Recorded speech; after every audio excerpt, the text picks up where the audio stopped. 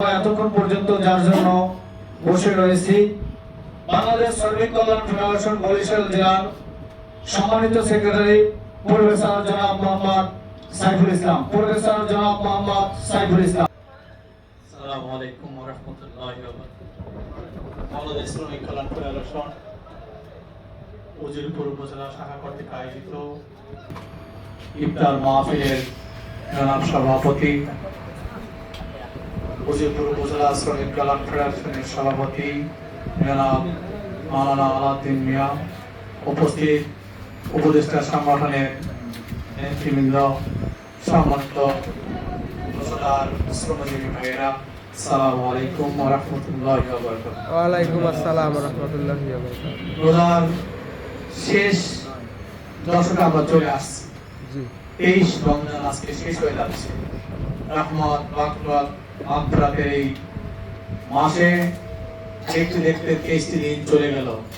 হয়তোবা আর 6 বা 7 দিন আমরা সিয়াম সাধনা করতে পারব। প্রিয় ভাইরা, আমরা কারো বয়স 50, কারো বয়স 30, কারো বয়স 40 বছর পার করে আমরা চলে আসছি। প্রতি বছরই আমাদের ভিতরে রমজান আসে, আবার চলে যায়। কিন্তু আমাদের হিসাব করে দেখা উচিত, আত্মপর্যালোচনা করে দেখা উচিত, আমরা প্রতি বছরই 1 মাস ট্রেনিং এর সময় পাই। রোজা মাসে রোজার জন্য ট্রেনিং এর মাস, মনের জন্য প্রশিক্ষণের মাস।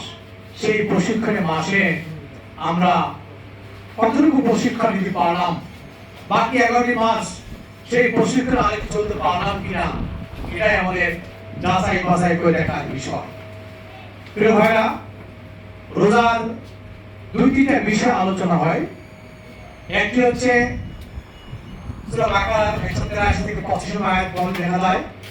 এখানে রোজার মূল উদ্দেশ্য হচ্ছে তাকওয়া অবলম্বন করা, আল্লাহর ভয় ভীতি ভিতরে লালন করা, এটাই মূলত তাকওয়া।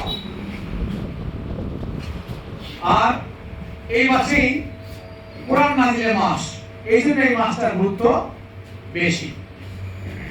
আর একটি কথা হচ্ছে, এই রমজান মাসেই এমন একটি রাত্র আছে যেই রাত্রে ইবাদত বন্দেগী করে 1000 মাসের ইবাদত বন্দেগী সমান সওয়াব পাওয়া যাবে। এই 2-3টা বিষয় মূলত রমজান কেন্দ্রিক আলোচনা। প্রিয় ভাইরা, যেহেতু আজকে শ্রমিক কল্যাণ ফেডারেশনের ব্যবস্থাপনায় আজকের অনুষ্ঠান, আমি শ্রমিক কল্যাণের কাজ নিয়ে 2-1টি কথা বলে ওই বিষয়ে সংক্ষিপ্ত আলোচনা করার চেষ্টা করব। শ্রমিক কল্যাণ ফেডারেশন একটি শ্রমজীবী মানুষের সংগঠিত প্রচেষ্টার নাম। শ্রমিকদের কল্যাণে শ্রমিক